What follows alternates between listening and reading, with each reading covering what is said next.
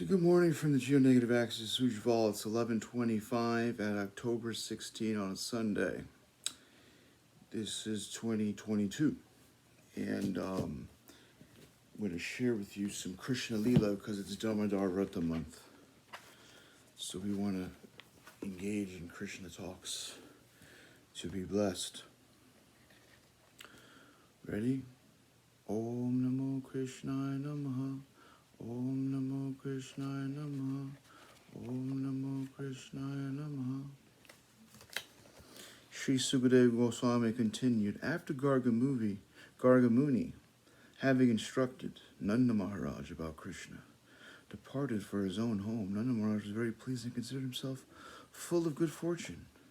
After a short time passed, both brothers Ram Krishna began to crawl on the ground of Raja with the strength of their hands and the knees, and thus enjoy their childhood.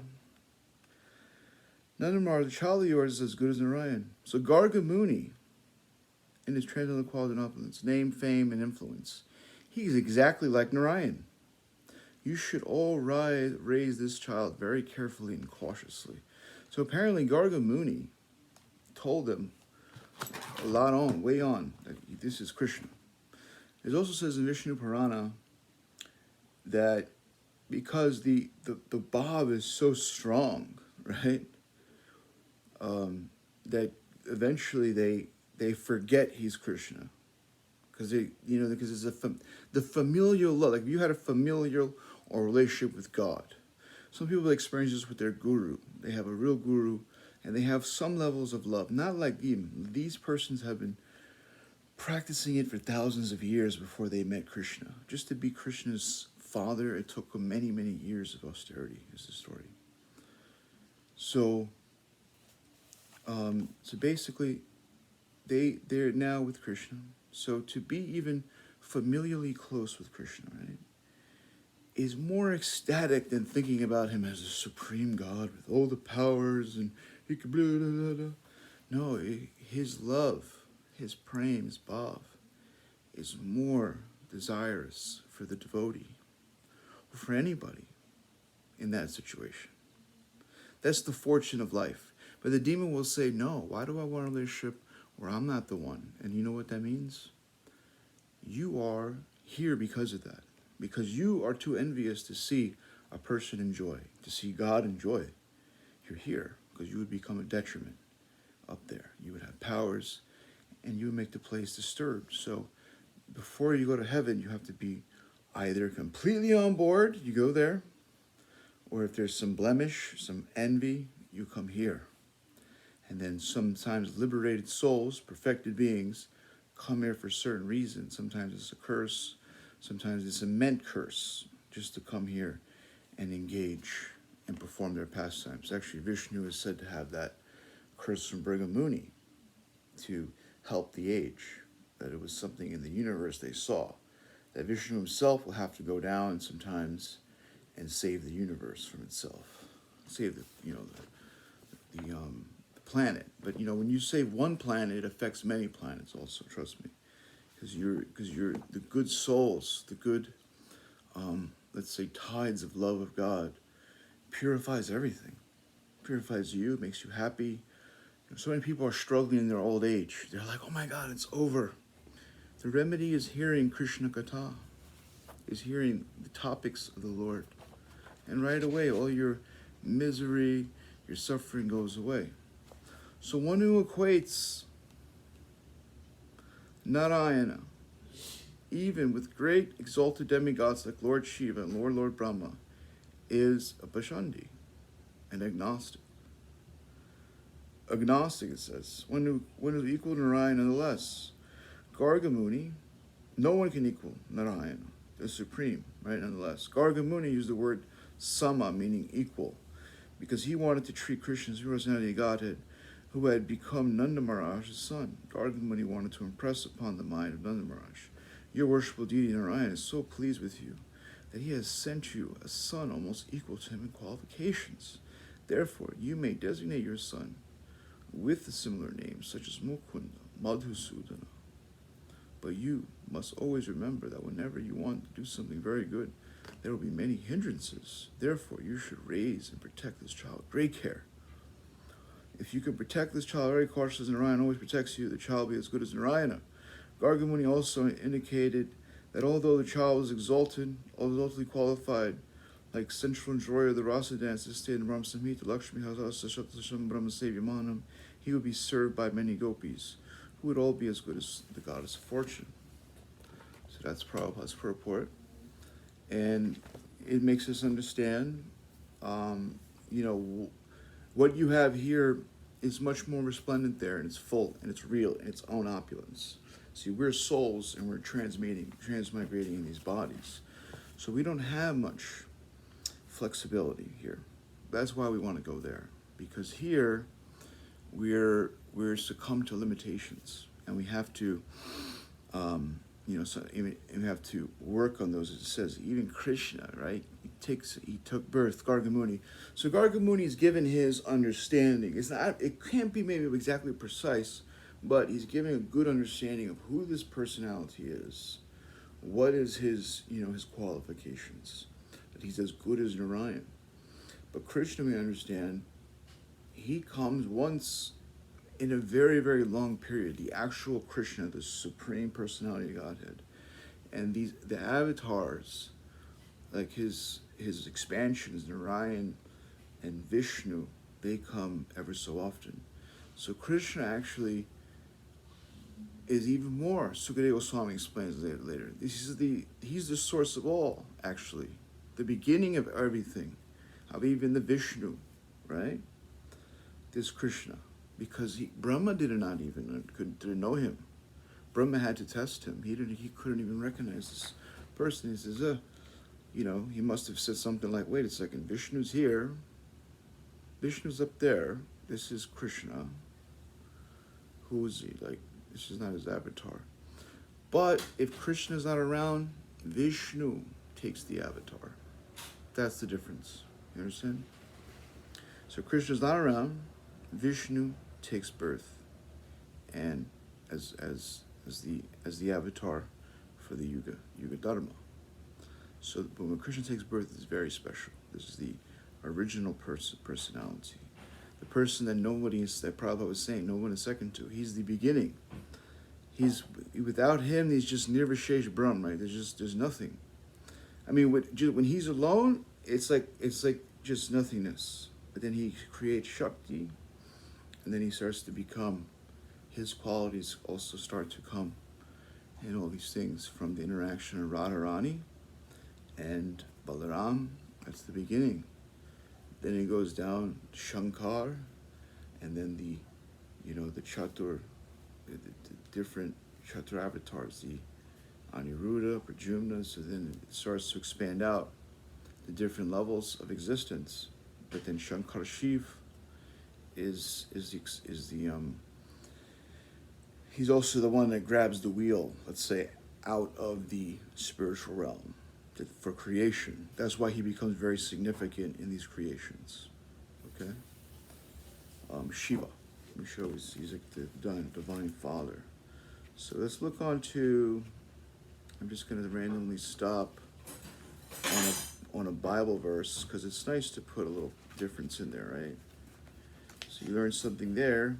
Now we're going to learn something from Om Jesus, I Om Jesus, Om Jesus, Om Jesus, Luke.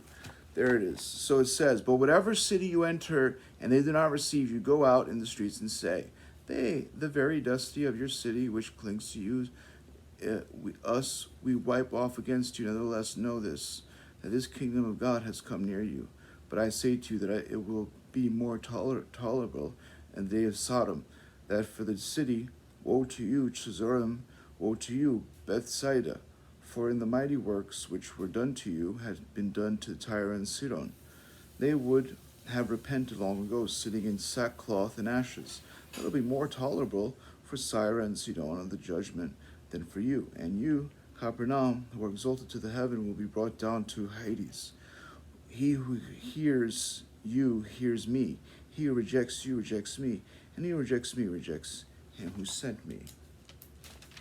So this is what he's delineating, that in the reality, the Son of Man, right? He's bringing. So he's trying to bring this to them, and he's saying, this is the Lord. So has to do with offenses to devotees. So you're not just offending the devotee, you're defending the Lord that he comes with, the Lord that he could be working with. Simultaneously, there could be interactions. There could be, let's say, signs. There could be, he could, perform miracles. He could be blessing people. He could be making people completely new and revitalized in their spiritual life. So many things are there to show us, where is this coming from? Do we have taste in our devotion after we hear from such personalities? After that's a real understanding. Do you actually want to chant more? Not on a mental platform, like, yes, I understand God better now, but more on the inspiration of the heart. Is it there? That's when you realize if you encounter a very elevated devotee or not. So that's what he's saying. He's like, you're not, what you're doing, offending the Lord and his devotees, his entourage, his convoy, his envoy, whatever you want to call his group of preachers. You're not just you are doing a worse sin. This is understood by us too, by the Vedics. You're doing a worse sin than Sodoms and the other things, these completely adulterous persons. It's worse than that, we must add, because you're indifferent to God. The indifference to God is the most sinful thing. The envy to God is the most sinful thing. Everything else could be curtailed. Your desires, all your other things could be given to God. Your lust, even your anger at some level. If it's not bad, if it's not like evil, not envious, even, you could be angry for God, right? So you have to see that this offending devotee, this going against God, is the most sinful thing you can do. Next to murder and all that, murdering a single person is the worst thing you can do. So that more or less conceptualize that message in the Bible. That was Luke 10:10.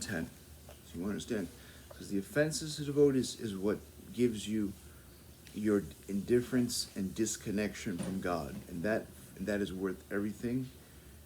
If you lose that connection, you lose everything, is what I'm saying. Okay? So let's go to the Geo-Negative book and see what science has to say today. Om Ujjvala Namaha. Om Ujjvala Namaha. Om Ujjvala Namaha. It seems trivial to some, as you would think. The most mixed should be living longer, since they are to be smarter from the negation of possibly conforming.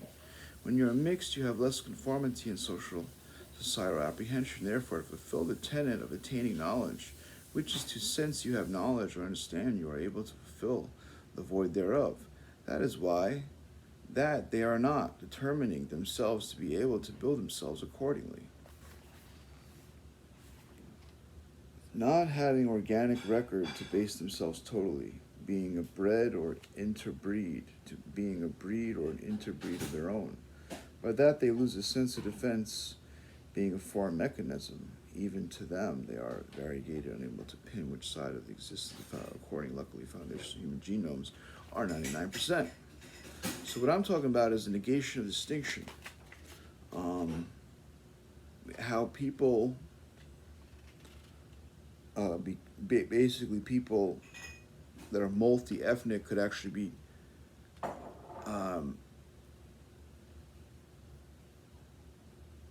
the people that are basically this is an anomaly that I came across.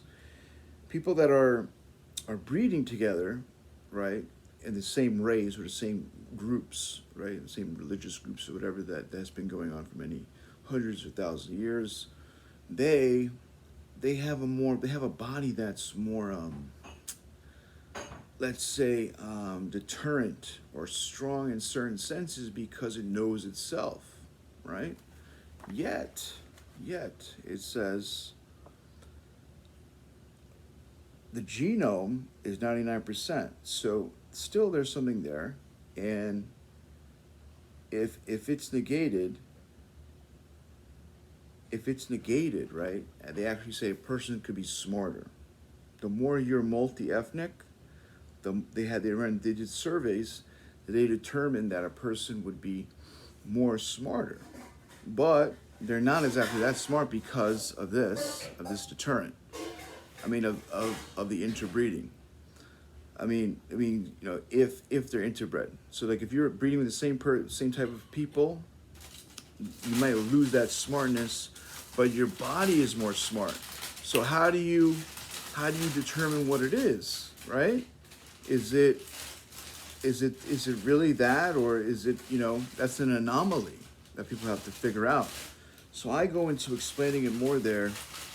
So if that effect was amplified, people were much different and the genomes weren't mainly the same, people's agitation levels would become allergic, like reactions, and a breeding of humans can almost be partial hazard for certain individuals.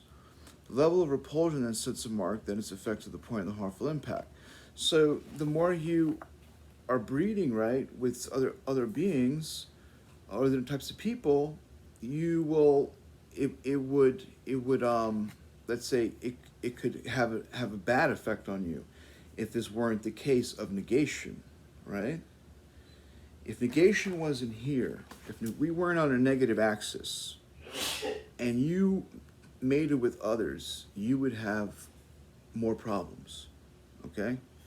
Because there would be, let's say, more influences. So germs and germ like that, different types of bacterias, but it's on a negation axis so that it's welcome in life, and life itself, your body, is building its immunities. So the process, basically what I'm saying is more or less the process of immunity is a negation, is a part of the geo-negative axis, more or less.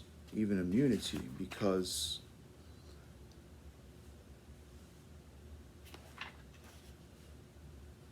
so one type of breed lasts better while the other one doesn't last so well, but has the intelligence to. This is the mystery of the earth, right? So this is the ultimate thing. The people will be best suited with particular blends as their body responds best to the other types.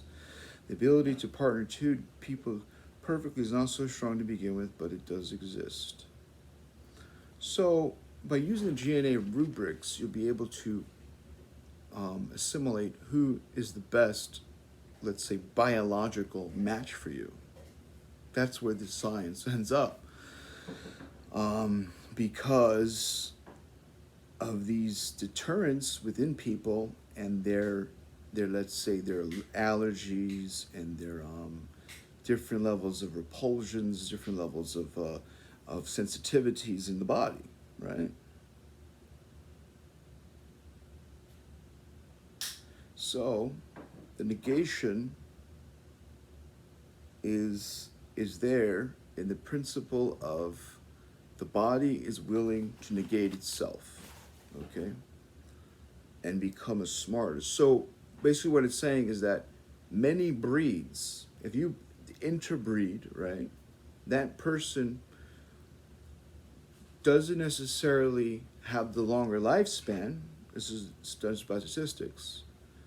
But they have more intelligence, supposedly, than the person that is just one breed, what they call pedigree. The pedigree has less, they say, intelligence waves, I don't know how they determined it, or ability of smartness, right? If a person is multi-ethnic, they tend to have more abilities, more levels of life that they can attune to because they're equipped with different things. And then they said that, like, if you put every race into one person, that would be the smartest person, something like that, or every DNA out there. That's what this was, being determined in certain hospitals, in certain research studies. So I put that section to understanding that it's a negation understanding that the body is naturally negating to make this smartness, yet these persons that are interbred are not exactly living longer than those who are pedigree because of the survival mechanisms involved, and the body it knows itself better, so it builds a stronger deterrence against germs and other things, viruses. So the negation is everywhere in this world. It's our duty to find it. Through God, we understand to negate ourself, our soul for God, to make a common union for the good. And I'll leave you with that, and I hope you understand something after that. As far as breeding is a process, and humans should look at it as a scientific process as well, not just I'm in love, because you know how long that can last. All right, so enjoy your day for now, and I will leave you with that. Hare Ram. Kartik Damodar Vrat Ki Jai.